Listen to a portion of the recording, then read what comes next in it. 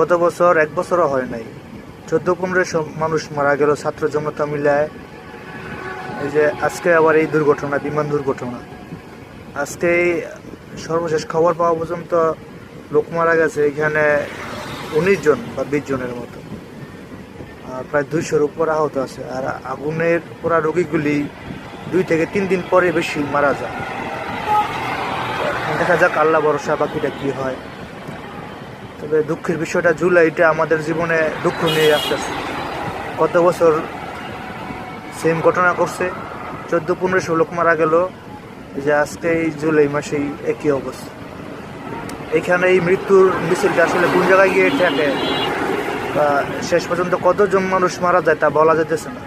প্রচুর লোক আহত আজকের বিমান ঘটনায় উত্তরা মাইলস্টোন স্কুল অ্যান্ড কলেজে।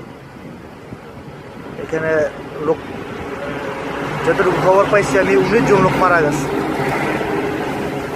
মৃত্যু বাড়বে, কারণ আগুনের পড়া রোগীগুলি আসলে পরবর্তীতে বেশি বোঝা যায় যে মৃত্যুর হারটা কত দাঁড়াইবে, এর পরবর্তীতে বোঝা যাবে।